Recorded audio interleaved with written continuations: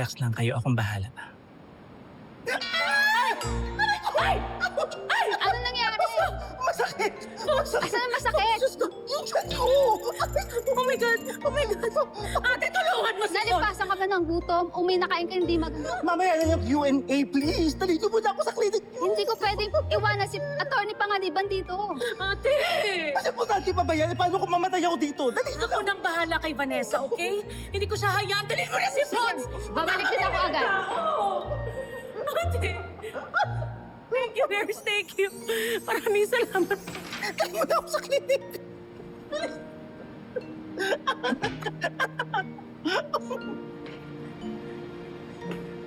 Besh!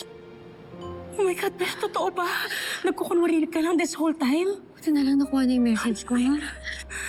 Sorry, pati kayo nadamay. Pati kayo niloko ko. Wala kasi akong choice, eh. Hindi ako tinatantanan ni Angel. Alam mo ba, nung nakulong ako, she made a way para mapunta ako sa isolation room. Huh? Kahit malayo ako, tingin niya threat pa din ako sa kanya. Sorry, ayoko rin gawin ito, ha? Kaya lang napag-iinitan ka dahil may nagsumbong tungkol sa'yo. Sino? Si Angel. Si Angel nagsumbong, no? Nang yung babaeng yan? Sana naman! Ayaw niya ako tantanan, kaya ako nakulong dahil sa kanya! Kaya doon ako napaisip, paano ko titigilan ni Angel?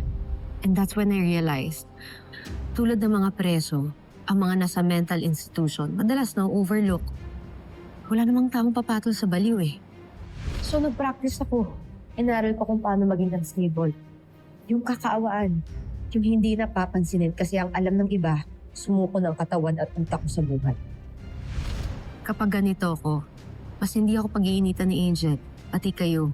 Mas magagawa natin yung plano na kung paano ako makakaalis dito.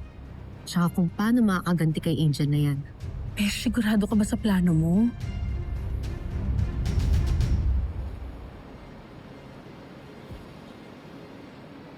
Baliw si Angel. Para matalo siya, kailangan natin maging mas baliw sa kanya. Pag-alala mo natin, parang nag-travel sa legs yung pain. Aray ko! Pati ho yung leeg ko! Mas mabagal ho sana kung kaya. Besh, don't get me wrong. Siyempre, masaya ako na wala kang sakit. Pero kinakabahan ako sa ginagawa mo. Delikado to. I know. It's a risk I'm willing to take. Si Marco. Sasabihin mo ba kay Marco? Alam na ba niya? Sigurado akong tatanggapin niya to kasi mahal na mahal ka ni Marco. No. Hindi natin pwede sabihin sa kanya. I need him to believe that I'm sick. Para mas kapanipaniwala.